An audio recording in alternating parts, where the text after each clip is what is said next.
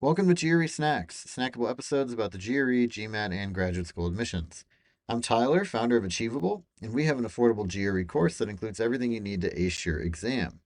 A full textbook, videos on key topics, tons of GRE questions backed by our memory enhancing algorithm, a built in study planner and essay grader, and full length practice exams. You can try it out for free by going to achievable.me, and if you like it, use the code podcast to get 10% off. Now, let's get started. Today we've got Alison Miller with us from the academic writer space. And Alison, I'd love if you could introduce yourself. Glad to be here. My name's Alison Miller, and I have a PhD in clinical psychology. And nearly 26 years ago, after I finished my dissertation, actually, January will be 26 years since I defended my dissertation. A few months after Wow. that, I opened up a coaching and consulting business specifically to help graduate students. I had lived the experience myself and witnessed people leaving without their degrees and all the struggles and trials and tribulations. And I just felt like so many people were either not getting the mentoring they needed, or really we weren't taught the fundamental skills, like how to plan, for example, how to work in a more structured way. What do you do when you're really resistant and you can't seem to stop procrastinating? There wasn't any conversation about how to engage with the work in a way that was really workable. And that seemed like a missing aspect of graduate education. So I opened up this coaching consulting company. Fast forward 20 years later, the pandemic begins, and we start co working, getting on Zoom with clients of the dissertation coach, the company I started, as a way to help everybody cope in the shutdown. And that turned into a new business called the Academic Writer Space. That's a co working community for academic writers. And we have people starting out like who are in the process of applying to graduate school who come and co-work with us as a way to Hmm. get their application done, all the way through to people who are tenured professors for many, many years who are seeking a place to come and get their work done and learn and develop better work habits, come for the co-regulation in the community and the connection. And then 2 years ago, I actually sold the dissertation coach to somebody else, and now I'm focused on leading our co-working community. Oh, great. Yeah, well, thank you for all the context. That's really helpful. Yeah, I think right now, just there's one of the things that is the silver lining of the pandemic to me is how we all learned that community doesn't have to be in person, and that because of that, you can really connect with people that have very disparate interests all over the world. So I want to kick this off now by, our topic today is the habits you develop when applying to graduate school that are going to serve you throughout your, graduate school or PhD experience. The biggest thing I think that I feel like you have to start with is planning. At the end of the day, it's a huge process to get through in order to apply to graduate school. It's also a huge process to get through in order to get your PhD. So, I mean, can we talk a little bit to start about what are the kind of crucial planning habits that you think are going to set someone up for grad school success? Is a regular practice of planning. There's probably untold numbers of ways that one could plan, but starting to commit to clarifying for yourself specific goals and tasks that you're working toward. Now, specifically for people who are listening to this who are applying to graduate school, you need some raw material to plan. And the raw material is you actually making, in a sense, an inventory of the various things that you need to do. So let's pretend I'm applying to 5 graduate programs. Hmm. Each of those programs might have something slightly different, probably overlapping, but somewhat different in their application process. Be Hmm. good for me to review each of the 5 applications and inventory out the various things that I need to do. So they're not in my brain anymore. They're not vague. One of the reasons so many people end up filling out and doing their applications in a crisis situation at the end is because they never, this is part of planning, they never did the inventory. They never documented, externalized from their brain the specific things that need to be done. This is really Like even important making because like it a checklist. Yeah, yeah, exactly. Well, here's the thing about applying for to graduate school is that there's lots of moving pieces. And some of the pieces involve things that you don't have complete control over. So, for example, you have to get letters of recommendation possibly. Okay? If you have to get Hmm. letters of recommendation, then you need to be planning that so you're not putting them in a situation where you're asking for a letter at the very last minute, right? You Hmm. probably have some essays you need to write. Like maybe you need to write an essay about your research interests. So knowing what are the different pieces that you need to write, you can't plan what you don't know needs to be done. So Hmm. go through each of the schools you're applying to and document all the various activities, getting transcripts, all the different stuff that you need to do. So now you can see it. And I really encourage people start doing this ahead of time. Like some people recommend 12 to 18 months. If you are applications by the time you hear this are coming up sooner, don't panic. Hmm. Make the inventory. Right. Then look at how much time do I have before I need to submit them. And you want to figure out they might have different due dates. This is really important information. I cannot tell you how many times I've spoken to someone applying to graduate school and they don't know even the basic information about when is the application due? How many letters do you need? What are they specifically like what essays are they specifically asking you to write? Hmm. What's included in the application? Does this graduate school require the GREs? Do they require that you take, like, for example, not only did I take the GREs, but I had to take the psychology GREs, making sure you know what the actual requirements are. Now, what you can do is you can say, let's say you've got 6 months till everything's due. You Right. start to think through what are the components I want to do month by month. So, starting to break things down into milestones is a really important part of planning.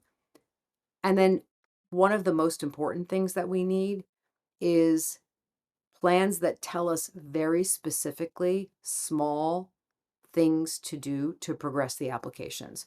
And that starts Hmm. to get connected to a day-to-day plan. On Monday, I'm going to email, Professor Jones with my request for an application. If I'm doing that on Monday, and it's only Friday, maybe I want to draft that email first. Just want to do a Right. rough draft of it. And I plan and come back so that we're really thinking about the planning is helping you think about the work in its stages, not as the entirety of I have to apply to this school. Well, right. And, for lack of a better word, climbing a mountain is doing it one step at a time, right? Yes. So, yeah, I think that basically you're going to need to like be ready to run a marathon, not a sprint. Just keep using a bunch of corny analogies. And, it is going to require chunking out the work and then staying on top of that over a consistent period.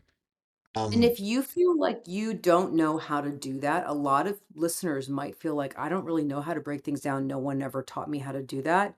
See if someone else can sit with you. You have a friend or someone, coworker, who can help you think about how to break it down because with practice, you'll get better at it. yeah. Yeah, and I guess that is a nice segue into kind of the next thing that I wanted to talk about, which is just the application timeline itself. And I think you've already kind of covered it a little bit, but just is there any, like, is there anything that you haven't covered yet on the application timeline that you want to make sure we talk about? Well, I would say if you're planning to apply to grad school and it's off in the distant future, it's like a year away, 9 months away, get started now. Do small Yeah. things, even just do the edges of just finding out what's required. Don't put that off because once you see what's required and if you still have a good stretch of time, you put yourself in position to not do these applications in a rush and in a crisis. And you're starting to set the stage for something that you said earlier, which is this is a really good habit going into grad school where Hmm. we're not working in emergency mode. It's hard to do your best work. And even though I know we have all heroically done something at the last minute and it worked out, there's an aftermath from doing that. And it is going to make grad school so much harder if that's the set of work habits that you bring into grad school. Right. Yeah, I mean, at the end of the day, you should be looking at grad school as a holistic journey almost, right? And like that journey should include building the right habits to succeed once you're there. And there's no way, you're not going to finish the dissertation staying up all night the night before. You're going to have to do it over a long, long period of time, right? So I think that makes a ton of sense. I mean, Yeah. I also want to like just let's talk about like the tactics or the nuts and bolts behind what you're suggesting. So essentially, okay, you should plan stuff is like I think advice that a lot of people have gotten at this point, but what are the specific like infrastructure pieces that can really help people with their application process, but also just with academics later in general? Obviously it's like you need to have a calendar, right? Or things like that, but like let's go beyond that. What are the other Yeah, pieces that let's you go think are beyond that. important? Okay, I'm going to give you and your listeners, in essence, an overview of the planning process that I teach in our co-working community. That I think some version of this should be taught as part of grad school, frankly, as part of undergraduate. And if you can learn and develop the habits I'm about to describe when it comes to planning and building an infrastructure, really, you're going to be so much more successful and you're going to be a lot less stressed out and you're going to have a better quality of life. In my mind, everybody, what I want for everybody is the ability to experience that productivity and well being can coexist. How does Mm-hmm. that become possible? Okay, I'm going to talk to you about 4 steps that are connected to planning. The first one is I recommend people step back and kind of zoom out, like you're zooming up and getting the aerial view of the forest, and document on paper or, in a Google document, the different areas of their life that they need and want to do things and give their attention to. So, for example, grad school applications is its own area of life, like a domain of life. Managing your household, your finance, family, if you're working, or you have more than one job, that would be different areas, right? If you're finishing up undergrad right now, what are the different things that you need to do in order to finish undergrad? You're documenting across your life. Like if you have a health issue you're dealing with right now, medical is its own life domain. If you're going to be moving in the next year, moving is on your inventory. You're stepping back and thinking about what are all the different things going on in my life where I need and want to give my time, energy, and attention to. The reason this is so important, and this is a missing step for a lot of people, is if you're using your brain as a storage container to track what you need and want to do, it is going to be impossible to work in a way where productivity and well-being coexist because it's Right. extremely stressful to have to figure out what you're doing based on what you can remember. Our brains are very ill designed hold and store everything we need to do and then also to not only track all of that, but then try to plan when you're going to do what. We all need to get it outside of us, especially if we have a lot going on. So, a life inventory is where you document the different areas of your life and then you drain your brain of all the different things that you know you need and want to do in those different areas of life. You're not doing them all this week. Sometimes this temporarily will pick up your anxiety a bit because it's a bit overwhelming of like, wow, that's a lot. But now you don't have to use your brain to track all of that because we need your brain to do the other things that you need to do. Okay. Once you have that inventory in place and you've gotten that more of that aerial view, now we want to look and say, okay, for the upcoming week, you could do 2 weeks, you could do a month. I recommend often like a week at a time, thinking through what are your priorities for the upcoming week. Mhm. What are the things that I'm declaring? And they have to be realistic, they have to be humane. You're deciding out of all the different things. Imagine that life inventory is like a giant back burner. Second, you have to clarify your priorities for given timeframes. Now, if I was applying to grad school, and let's say all my applications were due roughly December 1st, Mhm. 2026. Well, I'm going to be applying next year. Well, I can kind of rough out once I've made the inventory of what's involved in those applications. What do I roughly want to do by the end of the first quarter of the year, the second quarter? You have some sense of the things that you're doing. Okay. Hmm. I know it's very easy to be like, I've got all year. And then the next thing you know, it's November 1st and you haven't started the applications. This is a way of avoiding that. Okay. Right. But on a week to week basis, if you want to actually progress your applications as well as the other things that matter in your life and do the things that matter in a effective way where you're not getting into a crisis, you're not procrastinating and avoiding as much, then it's important to say, well, I can't do everything on the back burner. I'm choosing these select things for some logical reason. I'm Hmm. moving these maybe 3, 4, 5 things to the front burner. Out of all the possibilities, I'm declaring this is where I'm going to send my energy and attention. I'm going to direct it this way because I've chosen. When you don't have priorities, then you have no idea what takes precedence, and it's very easy to be constantly doing whatever your brain thinks of. Let me just say one last thing before I talk about the other two parts of planning that I think are so important. If you're using your brain as a storage container for what you need to do, Yeah. it puts you in a position where you're really vulnerable to confusing or not being able to discern the difference between an emergent task, like a task that just emerges into your brain, like, oh, did I send that email?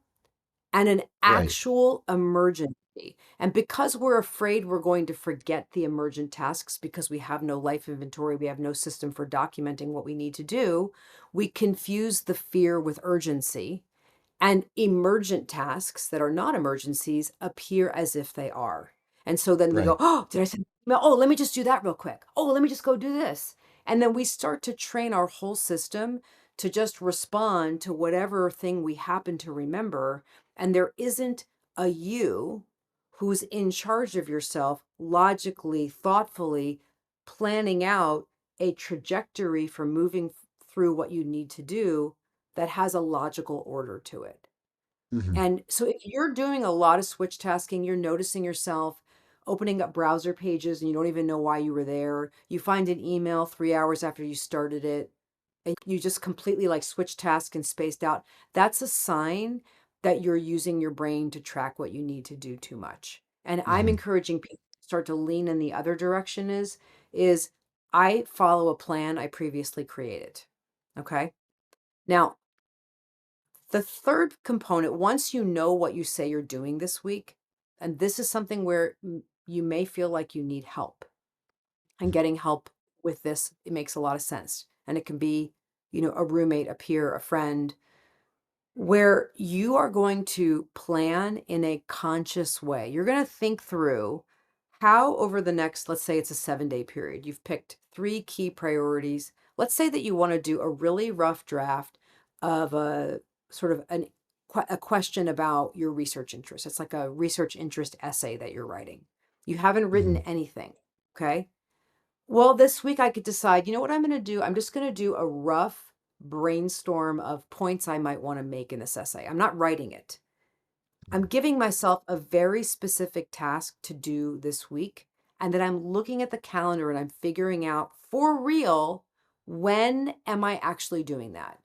Right. When is there time that I'm blocking to do these things, and giving ourselves really small assignments that, given where we are in our application process, like if you have nothing written, then the early stuff you're going to write is going to be terrible. Give Hmm. yourself permission, plan for that. Planning gets easier the more you practice it. So, what I would say is plan and be terrible at it. Who cares? Plan at the end of the week. Did you follow your plan? Did you not follow your plan? How did it go? What lessons are there to learn from it? But planning consciously is about planning in a way that honors reality and your own humanity. It's not a magical thinking plan of, I'm going to write all these essays in a week. No, you're not. Give Right. yourself, right, like a longer leash with it, right? Let yourself write based on where you are at in your developmental trajectory with what you're doing. Okay. Once you Yeah. know what you're day to day, Now, this is not a, this is like, I think this is a component of planning, but it's really a way of upholding the day-to-day plan. Once you've decided these are the things I'm doing on Monday, on Tuesday, on Wednesday, etc., come Sunday afternoon, it would be really smart if I practice something called aligning your environment. And this is where Okay. you sort of bring the plan into more of a reality. Okay, so let's say I want to get up early in the morning and I want to work out and I want to have a cup of coffee and then I want to stretch and then I want to move into a very specific piece of work. I have this kind of vision for the morning. Okay. If I the day before pick out my outfit that I'm going to like let's say work out in, right? If I already set up the coffee pot, I put the yoga mat down. I Hmm. pulled out the document that I'm specifically working on.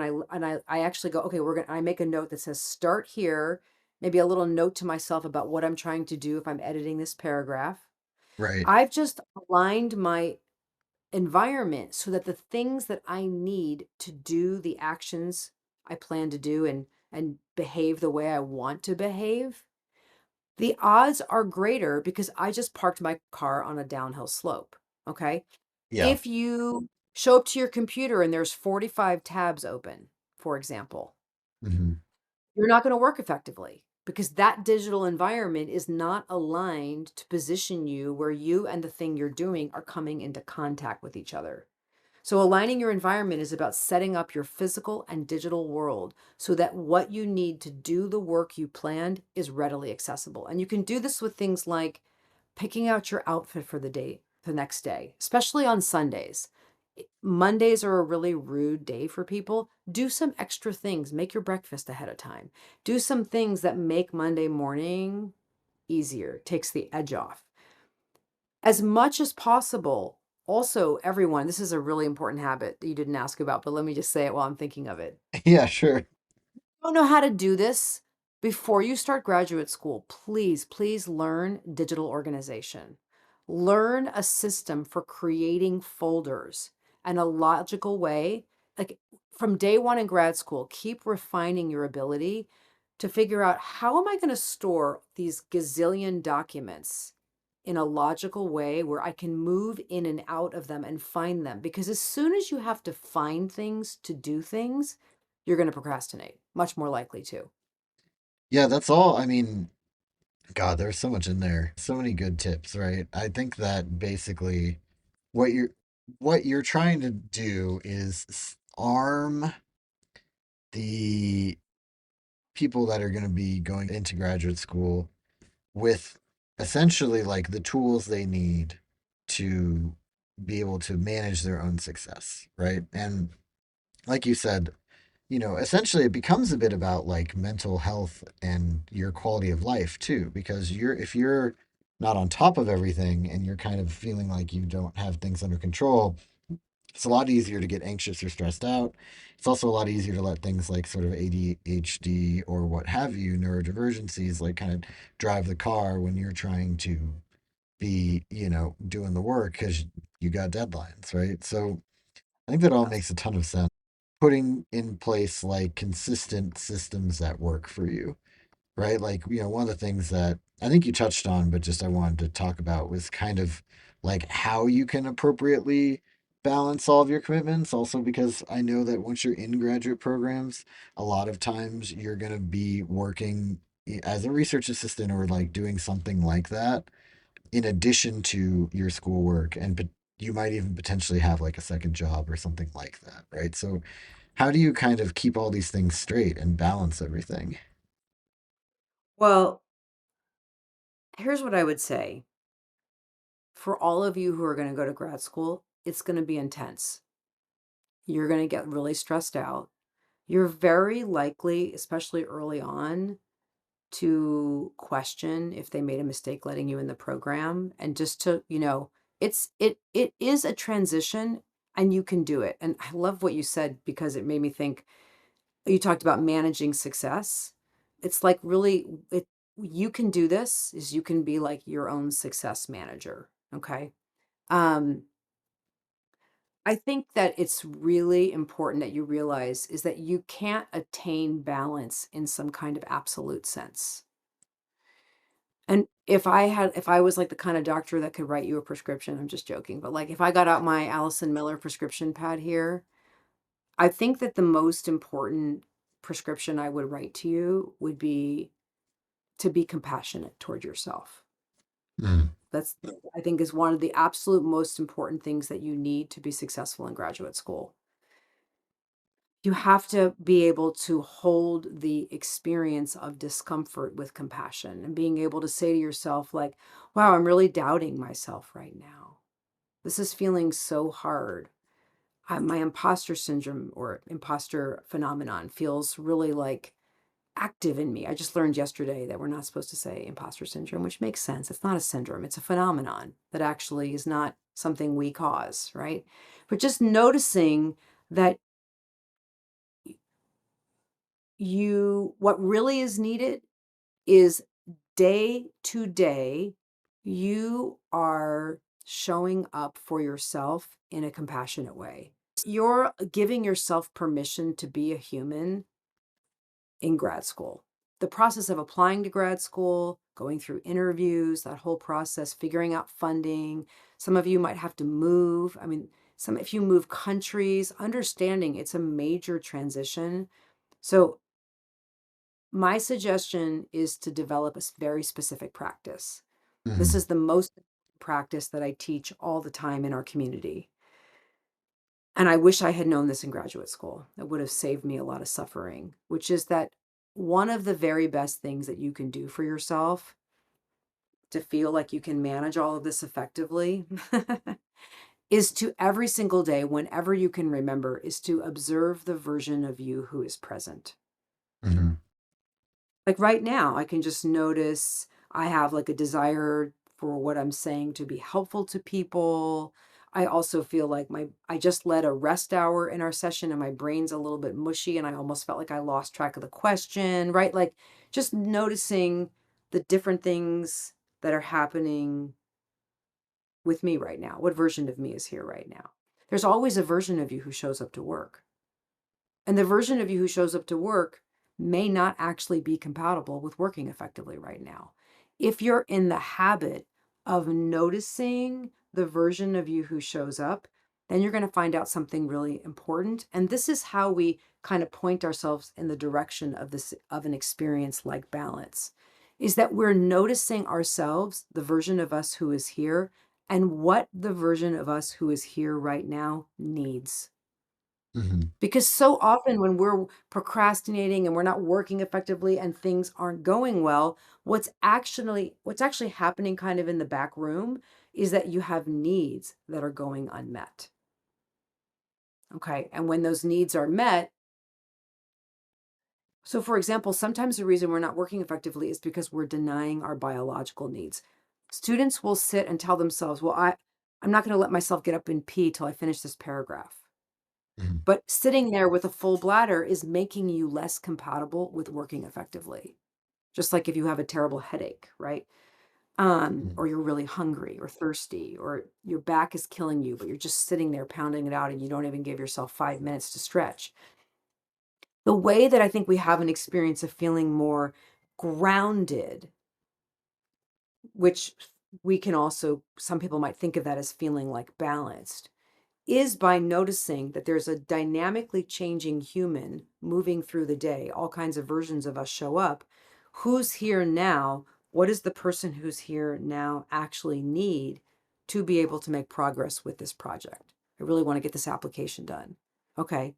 Well, if the version of you who's showing up to work isn't compatible with working on the application, what are your options? It might be to lower your standards for the quality of writing you expect yourself to do. It might be attending to a biological need. It might be shaving off a really small layer of what you were planning to do that feels more doable. It might be setting a timer and just having like a terrible 10 minutes where you hate it, I don't want to be doing it. Like the first 10 minutes on the treadmill where you're like, I hate running. And then you just kind of get into it and you do your whole run. Okay. Mm. So there's a wide range of things that it could be. I would say, I think the kind of the longer term strategy for success here is you become deeply compassionate toward the ever-changing kind of landscape. Like it's like ever-changing weather. Sometimes it's stormy, sometimes it's sunny, right? There's a variety of versions of you. You observing that, allowing it, and attending to the actual needs that are there, that's how you get yourself back to working, because you're attending to what needs to be attended to so that you can work. And the truth is, sometimes you are just not compatible with doing the thing you plan to do at all. And there really isn't anything you can even think of to get compatible. Fine. Maybe you need a break. Maybe you just need to go and do something entirely different, and then things will shift. Okay. So remember, Mhm. you're on a continuum of compatibility in relationship to whatever you're doing. Sometimes you're just like sometimes we are not compatible with healthy human relating. It's good for you Mhm. to notice that about yourself. Check yourself before you go interact with people you love and care about or that you want to get along well with at work. Noticing, wow, I'm super, super irritable now. I'm not that compatible with healthy human relating. Okay, what do I need? Right? So it can be life changing to recognize that this is like your superpower, Mhm. because the way that we have an experience of balance is really more about, I feel like I'm noticing myself and attending to myself ongoingly, adjusting as I need to. Yeah. Yeah, I mean, I think that makes a ton of sense. And also, you kind of, in talking about that, you brought up a couple of things that I want to follow up on. But one of them is actually like the communication part of it, right? I feel like that's a habit that maybe gets overlooked, but really like communicating well and with empathy and being thoughtful and doing it, regardless of kind of which version of you is showing up, or at least being thoughtful about that is probably really important because in grad school, you're working with these people for kind of a minimum of one and usually a maximum of 5 years, Oh, right? Or no, it could be no, way longer. beyond 5, way beyond 5. I'm just telling you right now. For some people, they do it in 5 years or less, but there are many people in grad school for longer. Well, and so, yeah, you're building a long relationship with these people, right? Like, I think that, yeah, communication is very important. And I guess just what communication habits do you recommend, right? I think, like, both during the application process, maybe if you have specific recommendations around like the actual communications with the schools themselves and maybe your potential academic advisors or things like that, but then also dealing with them Mhm. once you're in school. It probably varies by program. If you're in a program, if you're applying to a program where it's very like research focused and you're going to work with a research advisor, some programs you actually have to have someone agree to be your advisor to be admitted. So you want to make sure you find out, like if you're going to a 1 or 2 year program where you don't even have to do like a master's thesis, it's not as important that you find someone to, but if you're going to be there to do research, it's important that there's someone there that you can work with. It's also going to depend on the funding. Do you need to get a position with a professor who has grants? So Mhm. there's some things you need to find out about, like what kinds of relationships do people have, and is that part of is that part of being accepted? In the program I was admitted into, there had to be a faculty member that would agree to work with you for you, and you had an advisor right from the beginning of graduate school. But you might be in a program where that is less important. If it's something that's more important, I would take the time to read their research and get familiar with it. I would actually, and not just like in a cursory way where you just read the abstracts. And remember, if you haven't been to grad school yet, reading research can be really challenging because some people write in a way that it's just, there's a range of ways of writing, and some of them are much harder to understand. And some of the ideas they're talking about are actually quite complicated and very nuanced. So they require some of that academic kind of speak. But having familiarity, I mean, now, I mean, because people, by the way, can I just say this? Please do not write your applications with ChatGPT. Do not do that. Oh yeah. Do not do not do that. I mean, there are a lot of people out there like me who I have a really strong radar for picking up on it, and you have no idea who your audience is, and you really want it to be have integrity and come from you, like come from your truth because then you're going to be much more likely to end up in a place that's aligned with you, right? But you can, if you can reach out, you can express your interest, you can, let people know you're applying, and I want you to know about, you could share a little bit about what you're interested in and the alignment between the two. And you don't have to be, as we would say, a butt kisser, right? Don't go over the top and, oh, your work changed my life, and on and on and on. You can obviously express yourself in a direct and appreciative way, but like retain your dignity in the communication. I mean, be clear about, what you're interested in, what you're inspired to do. Sometimes you might have an area of research that you have a personal connection to, and I think that's fine to share that.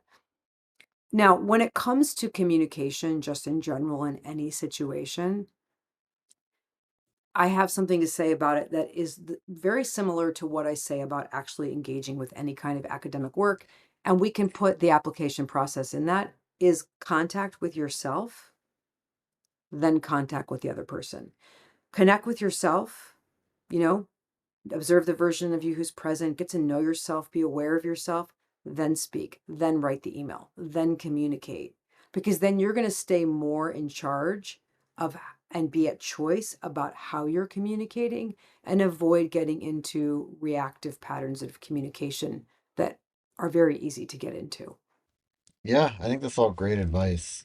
Another thing I wanted to ask about is accountability. I think it's easy to set all this stuff up, and you can, if you're like me or many other people, you can even have a really well formed plan and build out this whole like thing that you're gonna do and how when you're gonna do it, and then maybe you miss one thing one day and you're like, ah, it's not that big a deal, I'll do it tomorrow, and then that starts to kind of pile up, right? So how do you recommend people build that muscle of accountability in the application cycle, because you're going to need it when you get to your grad Right. school Okay. program? And that's a great question, because so many of the people that came to the dissertation coach when I ran it were seeking accountability. They wanted someone to be asking, did you do this thing? They didn't want to show up to their coaching calls not having done the work that they planned to do. And having that external accountability for a lot of people was really important. And just so people know who are listening to this podcast, your advisor is highly unlikely to hold you accountable. They're not going to know what you're doing day to day and week to week. So let's talk about accountability in two different ways. One would be other accountability, where you actually deliberately create accountability with other people, with peers, with friends, with a coach. Yesterday, in one of our co working sessions, somebody raised their hand, unmuted themselves, and said, okay, I need to read X number of pages of this transcript. And I really, really don't feel like doing it. So I'm just telling all of you that's what I'm going to do in the next 45 minutes. And I want you to ask me when I come back. So she actually directly sought accountability with others in a very immediate way. And she was able to do that because she was in the community. Okay. But Mhm. setting up a circle with people who are going to actually, like, we mean business. We're going to check in on each other. And sometimes it helps to just get on Zoom with somebody where you're not talking, but you're just on Zoom, and you both declare, I'm doing this, and they say, I'm doing this. And then we set a timer and we come back, and we Right. know the other person is going to be like, did you do that thing? I think other accountability can be a really important bridge, and make a huge difference. A lot of times I would have clients tell me, oh my gosh, I did so much work in the last 48 hours because I did not want to get on this call with you today and tell you I did nothing. Great. They got themselves to engage. Okay. There's also self accountability, where you are really asking yourself and being like, let's stop the nonsense here. Let's go. Like, let's get in there. Let's engage. I know you don't feel like it. You're resisting. You start to say to yourself, I can take action and not feel like it. I'm allowed for not feeling like working to come along for the ride. Now, there's a time and a place where we need to rest and recover, Mhm. but that kind of like lights on, like, let's go, let's do this, let's make this happen, is something that I think we can actually cultivate in ourselves. And let me just say one thing about that, though. When we build out plans, most of us plan in a way that makes us feel better and feel more in control. It's like we're managing our anxiety with the plan, but the plan is actually not realistic and not humane. It is a setup. And so, one of the things that really makes us feel like losers, frankly, and it really diminishes our ability to step up and like hold ourselves accountable, is we actually set ourselves up to fail. Because if I plan to do 6 hours of work in 2 hours and convince myself, well, I can just heroically work. And if I really focus and if I stay off my phone, I can do all this work in 2 hours. But like part of you knows that's not really true. So if you want to hold yourself accountable from inside, you have to be really dedicate it to something important, and that is under planning. Deliberately planning less than you think you can, because most of us let the magical thinker in us do the planning. And that's when we plan for like the cartoon superhero version of ourselves. We've never once demonstrated the level of focus and engagement that would be required to follow that plan. And so now Hmm. the plan becomes a reminder of your inadequacy. Okay. But Right, you and can develop you've not only set ability. yourself up for failure, but you've also like kind of made it doubly worse because you created a plan and then you know, for lack of a better word, made plans according to that plan, and then it turns out that plan won't was never going to work. You made plans according to that plan. Everyone under plan. And let me describe what under planning is. I'm deliberately going to plan less than I think I can do for the day. And I'm also going to plan out what I'm going to do on Tuesday, which is also under planned. The reason I want to make sure I plan at least the next day or at least the next work session with some other small tasks to do, to the degree that's possible, is because I'm going to be more likely to feel comfortable under planning because I know I can always dip into Tuesday's plan because I already set it up. It feels so much better and is so much better for your long-term like motivation and sense of confidence in yourself if you're continually able to stick to your plan and do what you say you're going to do because you underplanned. And it feels fantastic to go and dip into the next day's plan, and then you wake up Tuesday morning and you already did two of the things. It starts to put you on a very different productivity trajectory than the one that we set ourselves up for when we continually overplan. Hmm. Yeah.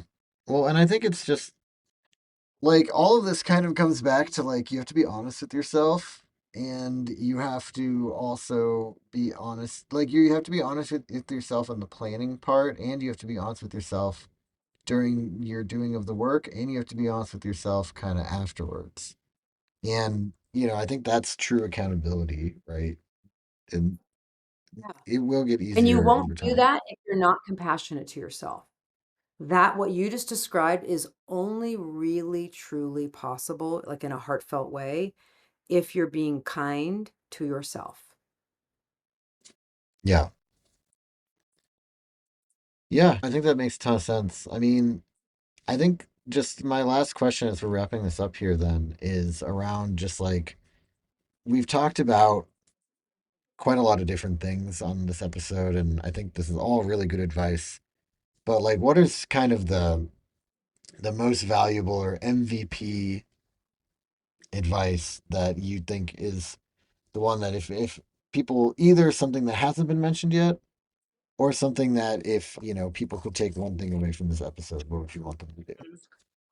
Well, when I was saying earlier about contact with self, contact with another person in terms of communication and relationship, I would say, let me see. Well, I only have two. Okay, so I'm holding up right now a cell phone and two journals. Okay, let's pretend that I show up to work and what I want to do is I want to get into this. Like, I'm going to use this journal here as an example. Let's pretend I've got some writing in here. And I really want to go in and I want to engage with this very specific piece of work. What I want is I want to be in contact with the work. So if I'm here, Hmm. I'm working on like a research statement for the application.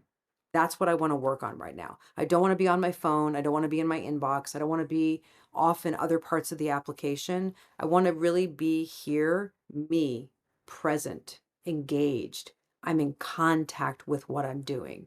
My attention and energy aren't divided over a range of activity where I'm constantly sort of switch or multitasking. I'm really single tasking right now.